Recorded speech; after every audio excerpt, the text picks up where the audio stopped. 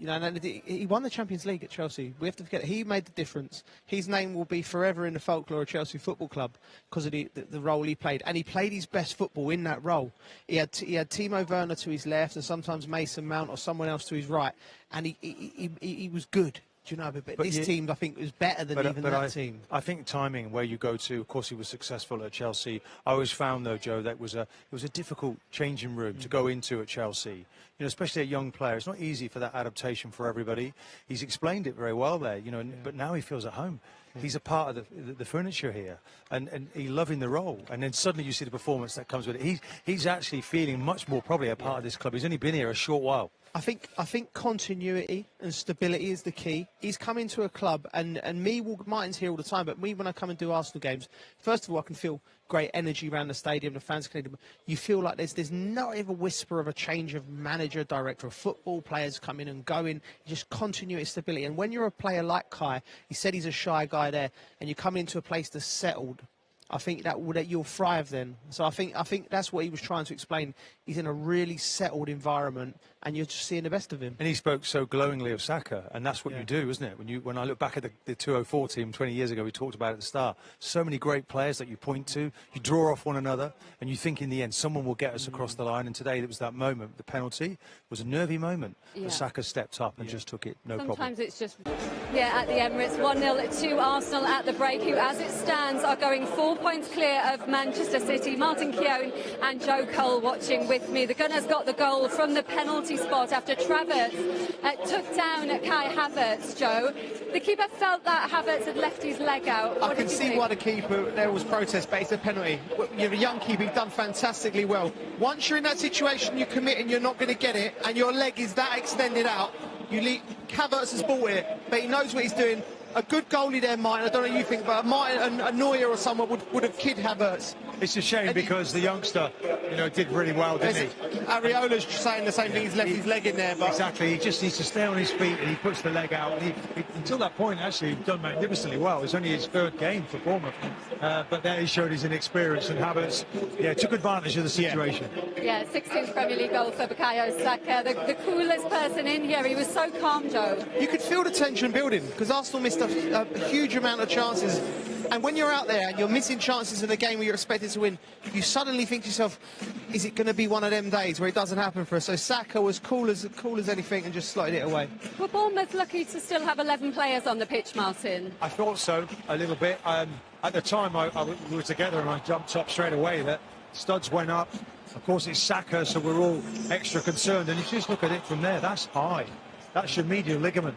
We're lucky that Saka has got to his feet, but I was a little bit surprised that VAR didn't really have a close look at that. So anyway, I don't like seeing players getting sent off, but he was lucky there. They did have a look, but obviously they didn't feel that it met the threshold for a red card because they can't intervene in a yellow. At that point, and again, this is where a referee's got to use his nous, because Bournemouth were not getting close to anyone, and you're looking to get tight. You're looking to get tight. He was reckless, he was rash, and he was lucky to stay on the pitch. You cannot go in stud showing knee height nowadays and expect. So I think Bournemouth got away with one there. Well, it was starting to look like. Half-time at the Emirates, 1-0 to the Arsenal, David. That will ring familiar to you. 61% possession to the Gunners compared to 39 of Bournemouth. I mean, it's been thoroughly dominant as far as the hosts are concerned. 16 shots, which is the joint most they've had in the first half of a Premier League game this season. Only 5 on target. One of them, of course, including a penalty that was given on 42 minutes. Perfect time for Bukayo Saka to step up, really, from 12 yards. Let's have a look at the penalty incident. David, was it the right call from David Coote, the referee? I think so. I think Havertz got the penalty. I think when you look at this, the goalie comes out, he doesn't get the ball. So he's dangled his foot out, and then Havertz sees that and takes advantage of it. Is that gamesmanship a little bit? I've done it in World Cups where that's happened to me, and so I'm all for that. If you don't get the ball when you make an effort and you're leaving yourself open to the striker. As Mark Travers, I mean, is he risking it by going in with his feet? Yeah, and if he doesn't get anything on the ball, then he's in trouble because his foot is out. Yeah. And it's a target for Havertz. A foul by Travers, or was Havertz being cute? Havertz being cute. Yeah. I don't think there's actual challenge there from Travers. I think it's more Havertz just dragging his foot, because you can see that he doesn't tackle him in any stretch. He doesn't get anywhere near him, but it's Havertz. If you look at it, I think it's his left foot, I think it is. He almost just leaves it there. Like, so the other one skips over the defender and he leaves the foot there just enough, just to get that little contact there, and then he goes over. And you're back to the question is, how much contact is enough contact? I think once the referee had given that decision, because there was a little bit of contact there, I don't think he can go back and change it. OK, well, I mentioned Saka stepped up for a high-pressure penalty. What was his execution like here? When I look at these and I see him just pass it down the side of the goalkeeper, I'm looking, is he looking at the ball there or the goalkeeper? And he's actually looking at the ball. So it's not the best of penalties, but it's gone in. Or not the cleanest of strikes, I should say. But it's... The goalkeeper doesn't really make it difficult for him because he doesn't really do anything. It almost just kind of stays there. He doesn't make a decision to go left or right. But from Saka, high-pressure penalty, it's a good goal. Yeah, 16th goal in the Premier League, 20 in all competitions. First Arsenal player to do that since Pierre-Emerick Aubameyang in 2019-2020. Let's have a look at the chances that Arsenal created up until that point. They've been getting a lot of joy down the right side, Darren. Yeah, they have. I mean, the way the game started and the way Arsenal certainly came out the blocks, I thought, well, this could be a cricket score at some point. But to be fair, Bournemouth stayed in it, but on this right-hand side, I mean, everything's come down this right-hand side. Zakaria, I think they waited too long to give him that pass, and then by the time the finish came in, it wasn't really on. To kind of run out of space. This was another good chance. Again, Havertz just putting it into a really intelligent area. Ben White, really good run, really clever play. He almost waits, holds his ground a little bit, recognises where the space is. Look, little flick. But when it comes in here as well, you're thinking, oh, here comes the goal. Bournemouth defended really well. Again, this is a lovely little pass from Ben White. There's not really a lot of space there, but a little clip in behind Otaru, who's had a bit of a tough first half. Again, they get in there, don't quite capitalise, but you knew at some point, the more they keep doing it, the more they're going to get opportunities. I mean, Saliba here, Saka, leaving that space behind Otaru again. And he does really well because he's composed, drops the shoulder, but again, another good save. And you just start to think, David, is it going to be one of those days where they're not going to score? Where he's saving everything, you know, and I think we just need a little bit more composure on the actual finish. You know, like we get into like great positions and then just hammering the ball instead of like side-footing it into the corners.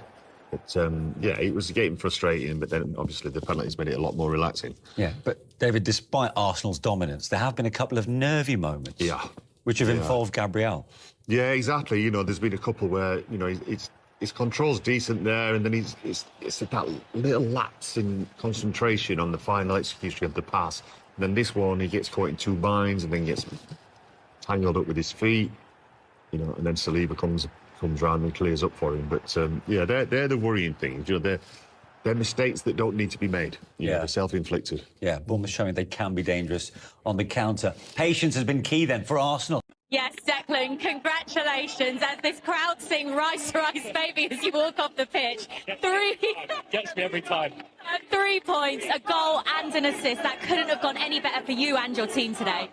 Yeah, I think you see it in the first half. It was domination. We could have been 4 or 5 if I'm being honest with you. I missed the sitter and I was fuming, to be honest. I couldn't let it go, and I knew there was an opportunity for me today to score, assist, and even for my goal then, you know, I was back in my own half and I just sensed it. Bournemouth players were out on their feet and just kept going and arrived in a position that I'd done quite frequently today, and goal, assist and 3 points. It's, yeah, after speaking yesterday, it's what we needed. Yeah, when we spoke yesterday, you said that you actually prefer assisting to scoring goals. It's 7 goals, 9 assists now. Do you still prefer assisting? Do you know what? I do like assisting. It just feels good for some reason. I'm sure all the top players in the world will say that as well when they assist. Like, it's just such a good feeling, especially for me, because I don't get to do it much. But I'm delighted. It was, like I said, it was a big result because they've been in some top form. They're a really good team. Big respect to them.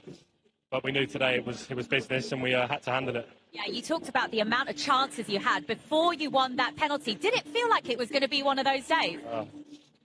Yeah, it can do. You look back at the Villa game the other week when we had 4 or 5 in the first half, and second half it's a bit cagey. Still think we can improve in the second half, become a bit of a basketball match, and that's not our game. Could have been a bit more composed. They caused a bit of chaos, and we caused our own damage really at times. But to win 3-0, get it over the line, you know, now leads into another big one next week, and we're fully focused. It didn't look like a huge moment like it was the way Saka just rolled that penalty in so coolly either, did it? Yeah, you know, fair play to him. You know, ever since the Euros, when he missed the penalty, I think his mindset on penalties and the way he practices them and the way he now takes them in different positions and different spots, full credit to him, because that takes courage, and he's been top at them for us. Well, look, you're 4 points clear at the top of the Premier League table, potentially 2 games away from winning the Premier League title. How are you managing the nerves, the pressure, the excitement, all of it? Do you know what? I think this year, obviously I wasn't here last year, but I think this year I can sense that we're just embracing it. You know, obviously, like you said, Man City, well, they're a machine. You know, they win most of their games, but we can only focus on us. And, you know, we have been doing that in recent weeks. We've had an unbelievable 2024. I think the record that we've had is just out of this world. So, look, anything can happen in football. Surprises happen, miracles happen. And, yeah, look, we're obviously 2 games to go. We've just got to stay focused. Well done today. You are the man of the match. Thank you.